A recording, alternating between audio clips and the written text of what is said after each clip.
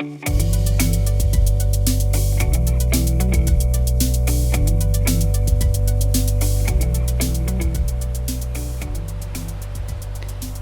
you can tell today I'm by water, and I've come back to Crowden because I had such a great time with the school kids the other day and Matt learning all about Crowden Brook. I decided to come back here for our Sunday soundscape. You can hear the birds, the water, and there's a mixture of dark, brooding clouds that seem like they're carrying a lot of rain, with bright blue sky. I feel like I should be wearing sunglasses.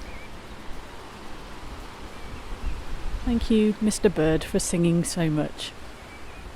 Well, on this Sunday soundscape, I've been thinking a lot about what some of the people have said to us this week about Helen talking about women, the barriers of getting more women to come and walk in these particular areas from the ages of 35 to 54. There's a gap, she says, of women who want to come and have the confidence to walk like I am doing right now.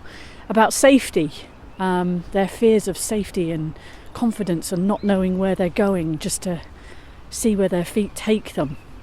And I've also been thinking about the way that the children played in the river the other day. I've been thinking about, the sense of play, wonder and wonder came to my head as two possible themes.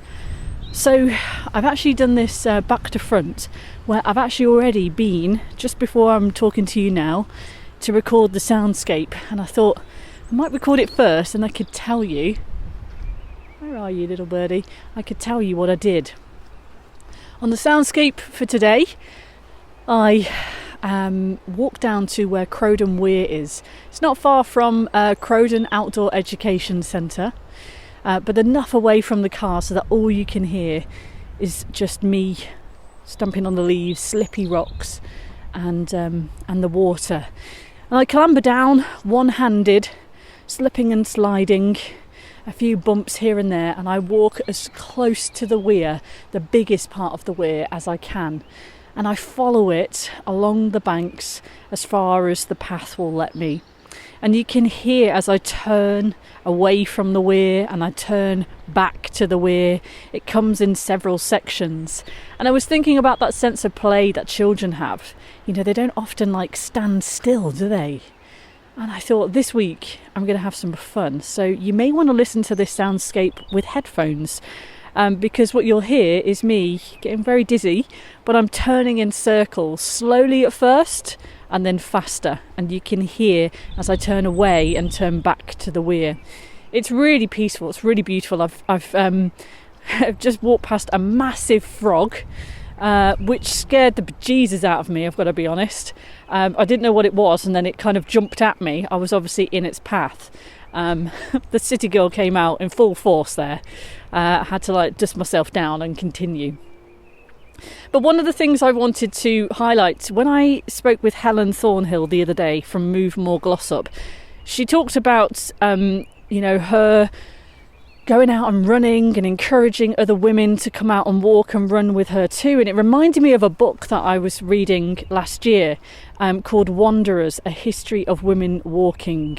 It's by Dr Kerri Andrew. I'd highly recommend people check this out. But in the book, it has a list of women which have kind of been forgotten from history.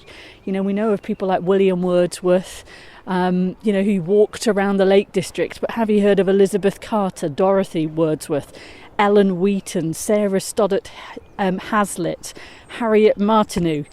These are amazing stories of some of the barriers that women faced to get out and go for a walk, say in the 1700s, in the 1800s, because a majority of women were expected to stay at home.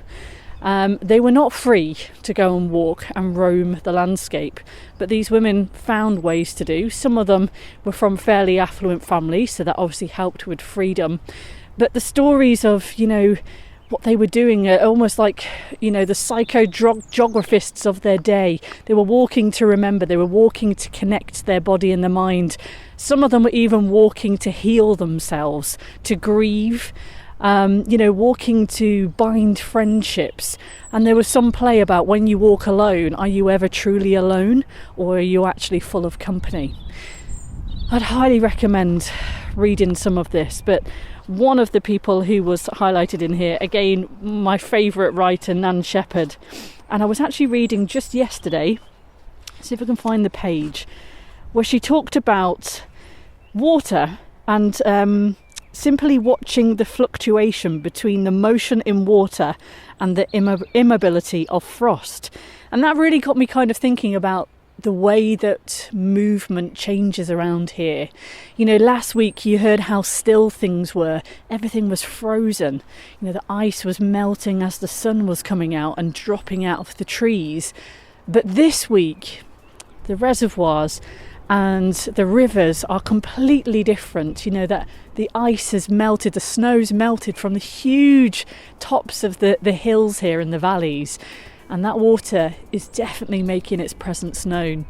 So, something to think about as you sit back and listen to the soundscape today. The idea of what moves in which seasons and which weeks, depending on the weather. So perhaps something to think about if you go on a walk later today. Notice what's still, what's moving, and how that changes throughout the year when you do the same walk over and over again.